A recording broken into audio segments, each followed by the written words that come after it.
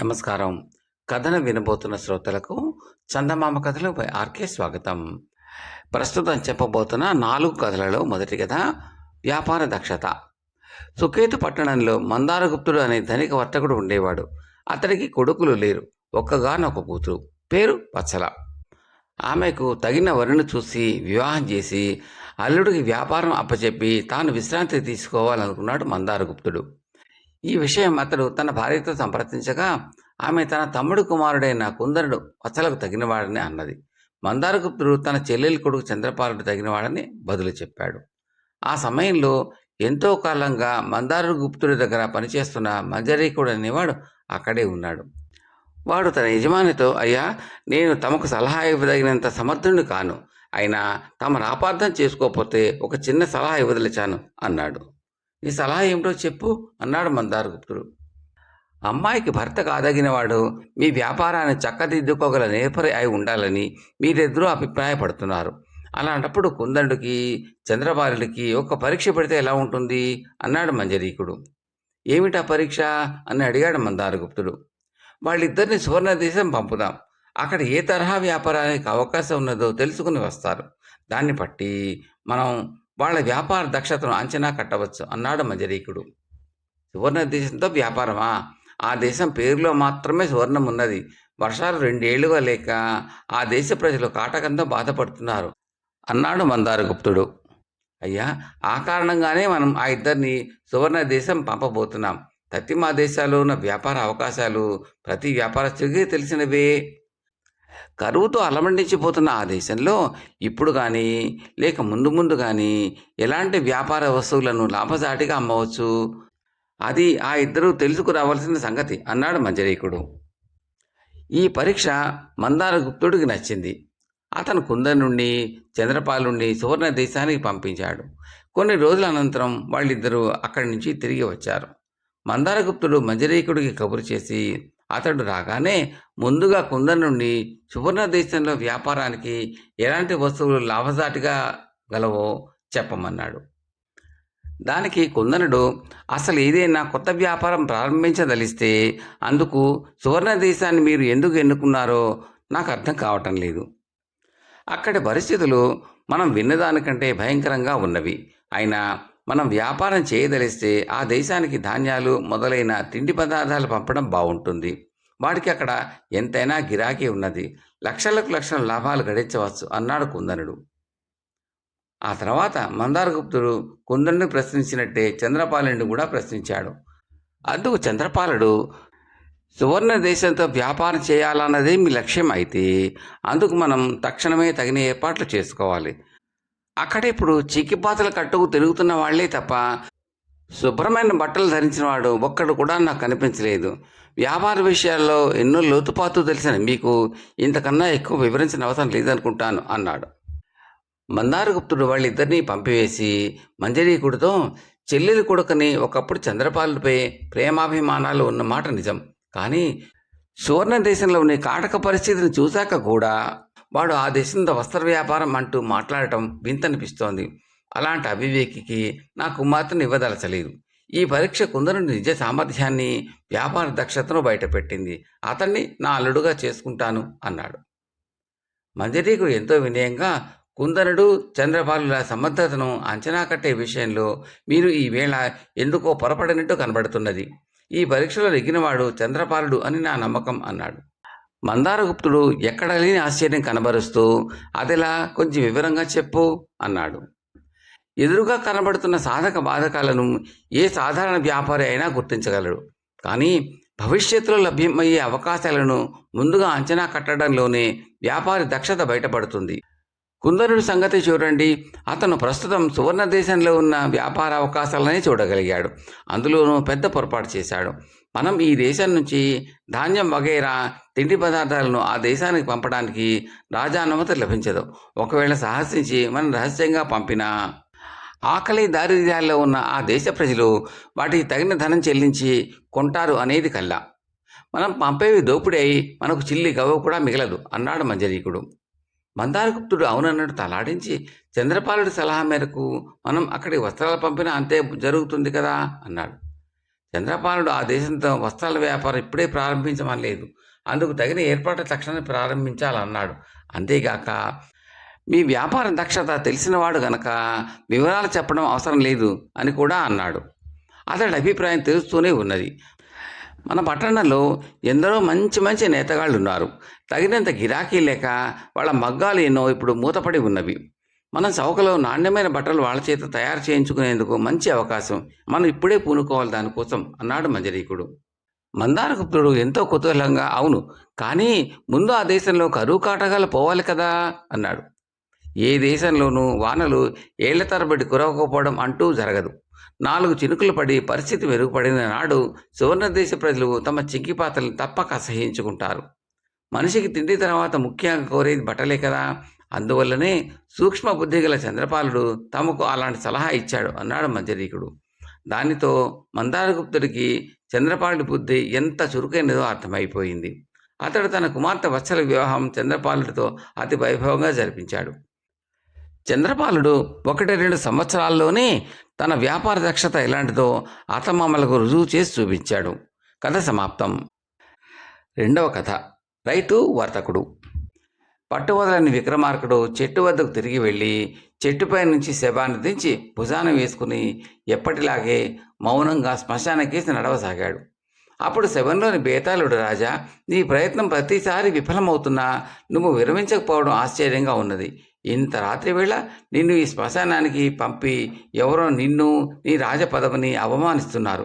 నిజం తెలుసుకుని నువ్వు తిరిగి వాళ్లను అవమానించే అవకాశం దొరికినప్పుడు ఉదారత్వం చూపుతావో లేక ప్రతీకారం చేస్తావో తెలియదు. ఇందుకు నిదర్శనంగా రత్నపాలుడి కథ చెప్తాను, శ్రమ తెలియకుండా విను అంటూ ఇలా చెప్పసాగాడు. గోపవరం అనే ఊరిలో హంసపాదుడు అనేవాడు చిన్న రైతు. అతని కొడుకు రత్నపాదుడు. అతడు ఉన్న ఊళ్ళో చదువు నేర్చుకుని తెలివైన వాడని అనిపించుకున్నాడు.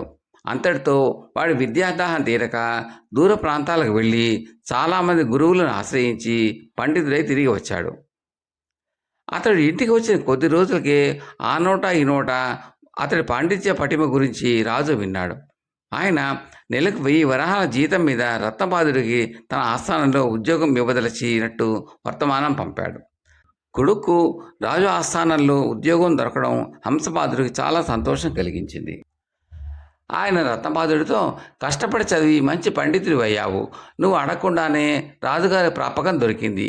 ఇక పెళ్లి చేసుకుని ఒక ఇంటివాడి అయ్యావంటే నాకు ఏ చింత ఉండదు. నువ్వు సరేనంటే నీకు తగిన కన్యను చూస్తాను.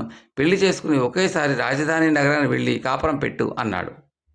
అంత త్వరగా వివాహం చేసుకోవడం రత్నపాదుడికి ఏమాత్రం ఇష్టం లేకపోయినా తండ్రి మాటలు కాదనలేకపోయాడు. హంసపాదుడి ఇంటి పొరుగునే గోపీనాథుడు అనే ధనికుడి భవనం ఉన్నది. అతడు వ్యాపారంలో లక్షలు గడించాడు. హంసపాదుడితో అతనికి దూరపు చుట్టరికమే కాక చిన్ననాటి నుంచి స్నేహం కూడా ఉన్నది.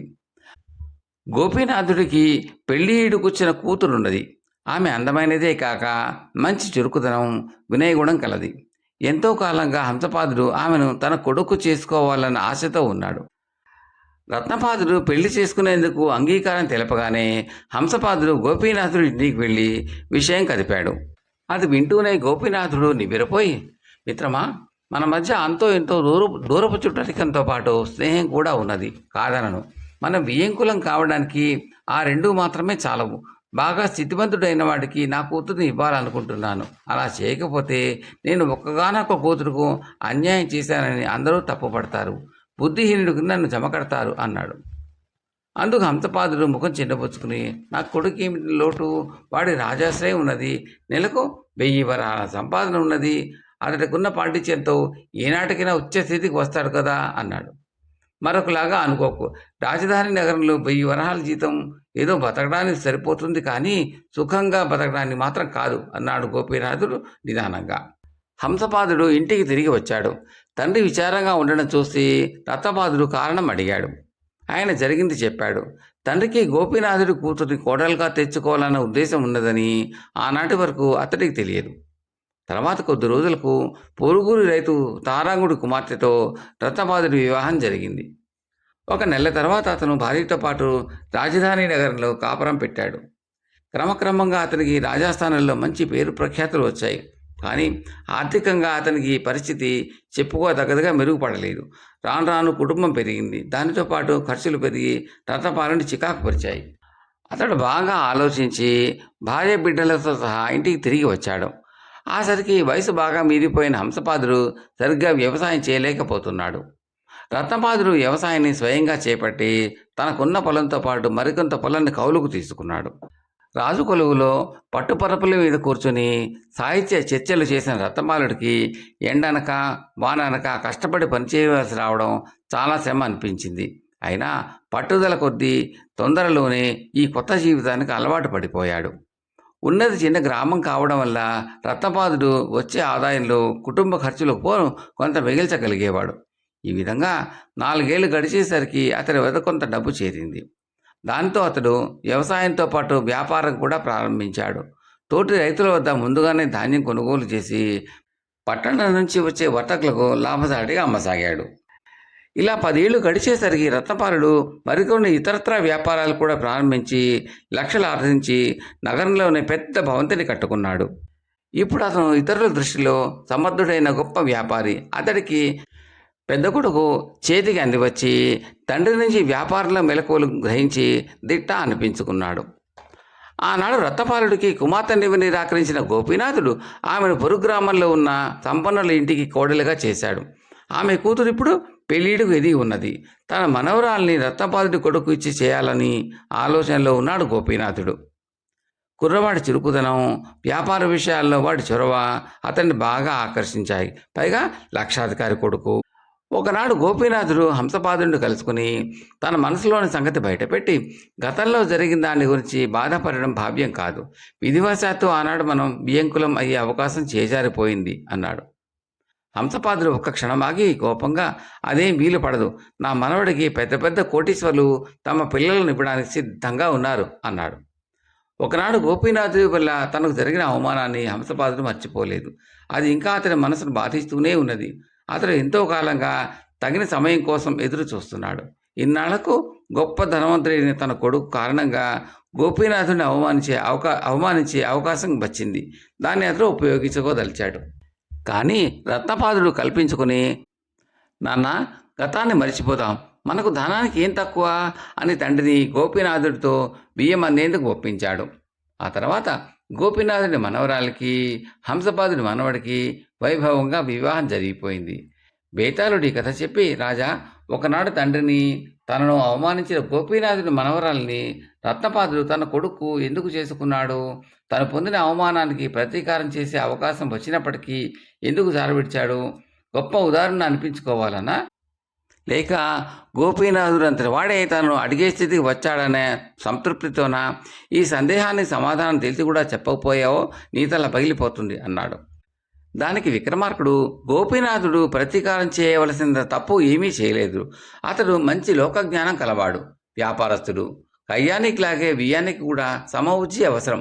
అందుచేత అతడు తన కుమార్తెను సంపన్నుల ఇంట ఇవ్వాలనుకున్నాడు. రత్నపాదుడికి చిన్న రైతు స్థాయి నుంచి గొప్ప వ్యాపారి అయ్యాక గోపీనాథుడి మనస్తత్వం అర్థం చేసుకోవడం ఏమంత కష్టం కాదు. పోతే రత్నపాదుడి తండ్రి హంసపాదుడు కేవలం చిన్న రైతు. డబ్బు మనుషుల మధ్య అంతరాలను ఏర్పరుస్తుందని, వాటిని దాటి రావడం అంత తేలికైన విషయం కాదని తెలియనివాడు. అందువల్లనే గోపీనాథుడి అనంగీకారాన్ని అవమానంగా భావించి తిరిగి అతన్ని అవమానించాలనుకున్నాడు. గొప్ప వర్తకుడైన రత్నపాదుడికి ఇలాంటి అవసరం లేదు అన్నాడు.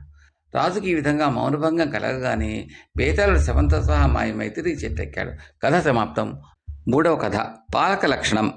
చంద్రపురి జమీందారు వద్ద కేశవస్వామి అనే దివాను ఎంతో కాలంగా పనిచేస్తున్నాడు. ఆయన వృద్ధాప్యం వల్ల పని భారం మోయలేకపోతున్నాడని జమీందారు ఆయనకు అనుభవం ఉన్న సహాయకుడిని ఒకరిని నియమించదలిచాడు. ఈ సంగతి తెలుసుకున్న రామభద్రుడు, శివచంద్రుడు అనే 2 యువకులు జమీందారును కలుసుకున్నారు. జమీందారు వాళ్లల్లో తనకు నచ్చిన ఒకరిని ఎంపిక చేసుకోమని దివానుకు చెప్పాడు. దివాను కేశవస్వామి ముందుగా రామభద్రుని పిలిచి, దివాణం నడపడంలో రకరకాల సమస్యలు ఎదురవుతూ ఉంటవి. ఒక సమస్యకు మరొక సమస్యకు పోలికే ఉండదు. అంతేకాక ఒక సమయంలో ఒక సమస్యను పరిష్కరించిన తీరు మరొక సమయంలో అదే రకం సమస్యను పరిష్కరించేందుకు పనికిరాదు అన్నాడు. అందుకు రామభద్రుడు, అయ్యా, లోగడ నేను చాలా దివాణాల్లో పనిచేసి ఎంతో అనుభవం గడించిన వాడిని అన్నాడు.